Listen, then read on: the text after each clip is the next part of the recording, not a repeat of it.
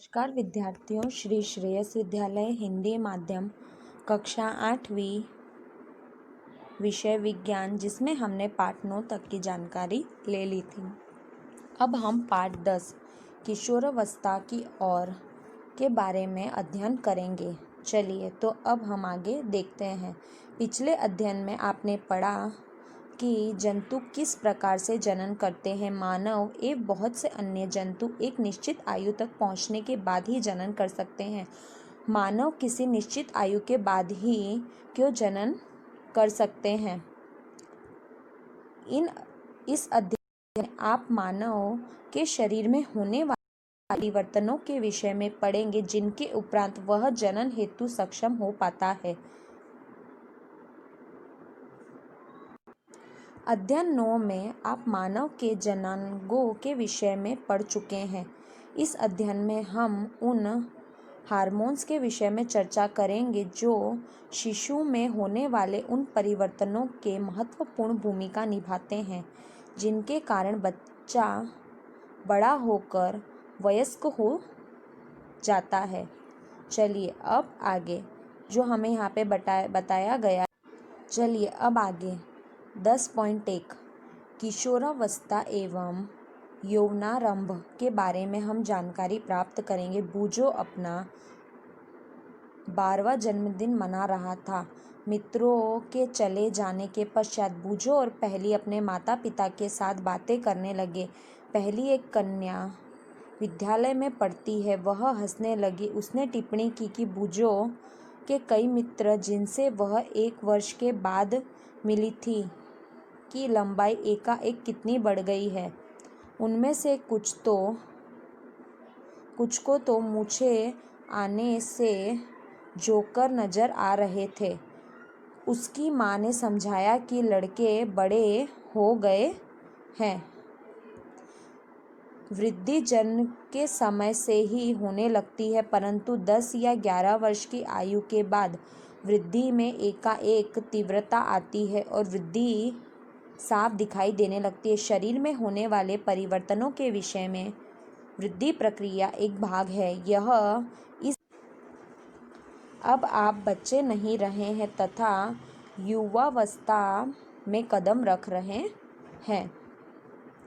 चलिए, शरीर में होने वाले परिवर्तनों की अवधि कब तक रहती है। जीवन का यह ऐसा अजीब काल है जिसमें तो बच्चे रहते और न ही बड़े। मैं जिज्ञासु हूँ कि क्या बाल्यकाल एवं युवावस्था के मध्यम की इस अवधि का कोई विशेष नाम है। चलिए अब आगे। वृद्धि एक प्राकृतिक प्रक्रम है। जीवन काल की वह अवधि जब शरीर में ऐसे परिवर्तन होते हैं जिसके परिणाम स्वरूप जनन परिपक्वता आती है। वृद्धि एक प्राकृतिक प्रक्रम है कि आपके शरीर में होने वाले बदलाव एक प्राकृतिक प्रकृति के अनुसार होने वाला परिवर्तन है। जीवन काल की वह अवधि जब शरीर में ऐसे परिवर्तन होते हैं जिसके परिणाम स्वरूप जनन परिपक्वता आती है, किशोरावस्था कहलाती है। किशोरावस्था लगभग 11 वर्ष की आयु से प्रारंभ होकर 18 अथवा 19 वर्ष की आयु तक रहती। यह अवधि क्योंकि अंग्रेजी के टीन्स 13 से लेके 18 या 19 वर्ष की आयु तक होती है। किशोरों को टीनेजर्स भी कहा जा सकता है। लड़कियों में यह अवस्था लड़कों की अपेक्षा 1 या 2 वर्ष पूर्व प्रारंभ हो जाती है। किशोरावस्था की अवधि व्यक्तियों में भिन्न भिन्न होती है। किशोरावस्था के दौरान मनुष्य के शरीर में अनेक परिवर्तन होते हैं। यह परिवर्तन यौवनारंभ का संकेत है। इसमें से सबसे महत्वपूर्ण लड़के एवं लड़कियों की एक जनन क्षमता का विकास है। किशोरा की जनन परिपक्वता के साथ ही यौवनारंभ समाप्त हो जाता है। चलिए आगे। 10.2 यौवनारंभ में होने वाले परिवर्तन। लंबाई में वृद्धि। लंबाई में एकाएक वृद्धि यौवनारंभ के दौरान होने लगती है, जिससे सबसे अधिक दृष्टिगोचर परिवर्तन है। इस समय शरीर की लंबी अस्थियों की अर्थात हाथ पैर की अस्थियों की हड्डियां लंबाई में वृद्धि होती है और व्यक्ति लंबा हो जाता है। कि जिस तरीके से आपके शरीर में परिवर्तन आता रहता है कि आपके शरीर की ऊंचाई बढ़ रही है, आपकी हाइट बढ़ रही है, आपके हाथ पैर लंबे हो रहे हैं, किस कारण से हो रहे हैं कि आपकी उम्र के अनुसार आपके शरीर में होता है यह परिवर्तन। क्रियाकलाप 10.1 निम्न चार्ट में लड़के व लड़कियों की आयु के साथ लंबाई में वृद्धि और औसत दर को दर्शाया गया। कॉलम 2 और 3 में किसी व्यक्ति की लंबाई को प्रतिशत में दर्शाया गया है जो किसी आयु पर पहुंचने पर होती है। आयु को कॉलम 1 में दर्शाया गया। उदाहरण तक 11 वर्ष की आयु तक एक लड़का अपनी पूर्ण लंबाई का 81% लक्ष्य प्राप्त करता है, जबकि एक लड़की 88% पहुंच जाती है। यह आंकड़े प्रतिनिधित्व मात्रा है जो व्यक्तियों के भिन्न हो सकते हैं। अपने मित्रों के लिए सारणी का प्रयोग कर उनकी पूर्ण लंबाई का अनुपात लगाइए, पता करें। देखिए, तो इस तरीके से आपको करना है। देखिए, आयु 8 है, लड़का और लड़की, तो इस तरीके से आप अनुपात पूर्ण कर सकते हैं। तो जिस तरीके से आपको अनुपात लगाना है, यहाँ पे देखिए हमको बताया गया है वर्तमान की लंबाई कितनी है। वर्तमान आयु में पूर्ण लंबाई तो गुणा 100 करना है। देखिए यहाँ पर उदाहरण, एक लड़का जिसकी आयु 9 वर्ष है तथा उसकी लंबाई 120 सेंटीमीटर है। वृद्धि काल की समाप्ति पर उसकी अनुमानित लंबाई कितनी होगी, तो हमें ये ज्ञात करना है। तो अब हमको ये पता करना है। देखिए, तो आप किस तरीके से करोगे, तो यहाँ पे आपको बताया है 120/75 गुणा 100 सेंटीमीटर, तो आपको कितना मिल जाएगा, 160 सेंटीमीटर मिल जाएगा। इस तरीके से आपको ज्ञात करना है। ठीक है, अब देखिए यहाँ पे आपको क्रियाकलाप 2 बताया गया है। तो क्रियाकलाप 10.1 में दिए गए आंकड़ों का उपयोग कर एक ग्राफ बनाइए। आयु को x अक्ष पर तथा लंबाई को वृद्धि का प्रतिशत y अक्ष पर लीजिए। अपनी आयु को ग्राफ पर विशिष्ट रूप से चिन्हित कीजिए। आप लंबाई के जिस प्रतिशत को प्राप्त कर चुके हैं उसका पता लगाइए। आप अनंत जिस लंबाई को प्राप्त कर सकेंगे उसका परिकलन कीजिए। आप अपने ग्राफ की तुलना निम्न ग्राफ से कीजिए। देखिए, अब आपने ग्राफ बनाया है ना। तो अब यहाँ पे ये ग्राफ में आपको यहाँ पे क्या करना है, y ले लेना है और यहाँ पे x और यहाँ पे 0।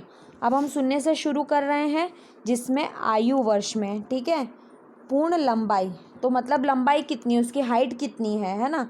तो देखिए आयु कितनी है, 8 है। लंबाई कहाँ तक पहुँची है, तो 72। पूर्ण लंबाई कहाँ तक पहुँची है, देखिए। ठीक है, अब आप यहाँ पे देखिए आयु कितनी है, उम्र कितनी है, तो देखिए तो कहाँ तक पहुँचा है, 75 तक पहुँचा है। तो इस तरीके से आप नाप सकते हो। ऊंचाई के प्रतिशत आप ज्ञात कर सकते हो। प्रारंभ में लड़कियां लड़कों की अपेक्षा अधिक तीव्रता से बढ़ती है, परंतु लगभग 18 वर्ष की आयु तक दोनों अपनी अधिकतम लंबाई प्राप्त कर सकते हैं। अलग अलग व्यक्तियों की लंबाई में वृद्धि की दर भी भिन्न भिन्न होती है। कुछ यौवनारंभ में तीव्र गति से बढ़ने तथा बाद में यह गति धीमी हो जाती है, जबकि कुछ धीरे धीरे वृद्धि करते हैं। ठीक है, चलिए अब आगे। पहली, चिंतित होने की आवश्यकता नहीं है।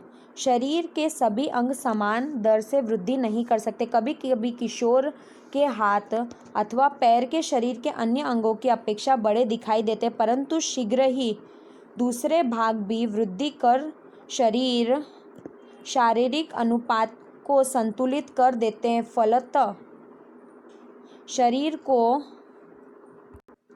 सुडौल हो जाता है। आपने ध्यान दिया होगा कि किसी व्यक्ति की लंबाई उसके परिवार के किसी न किसी सदस्य के लगभग समान होती है। इसका कारण है कि लंबाई माता पिता से प्राप्त जीन पर निर्भर करती है, परंतु वृद्धि के इन वर्षों में उचित प्रकार का संतुलन आहार आवश्यक। यह अस्थियों, पेशियों एवं शरीर के अन्य भागों को सही ढंग से वृद्धि करने हेतु पर्याप्त पोषण करने में सहायता करता है। आप किशोर की पोषक आवश्यकताओं के विषय में इसमें अध्ययन में आगे पढ़ेंगे। चलिए अब आगे यहाँ पे आपको बताया गया है शारीरिक आकृति में परिवर्तन। तो कौन कौन से परिवर्तन होते हैं? क्या आपने यह ध्यान दिया कि आपकी कक्षा में छात्रों के कंधे एवं सीने निचली कक्षा के छात्रों की अपेक्षा अधिक चौड़े होते? इसका कारण है कि वे यौवनारंभ की ओर प्रवेश कर चुके हैं। जब वृद्धि के कारण कंधे फैलकर चौड़े हो जाते हैं, लड़कियों में कमर का निचला भाग चौड़ा हो जाता है। वृद्धि के कारण लड़कों में शारीरिक पेशियां लड़कियों की अपेक्षा सुस्पष्ट एवं गठी दिखाई देती है। अतः किशोरावस्था के दौरान लड़कों एवं लड़कियों में होने वाले परिवर्तन अलग अलग होते हैं। स्वर में परिवर्तन। तो स्वर में कौन कौन से परिवर्तन होते हैं, इसके बारे में अब हम आगे जानकारी लेंगे।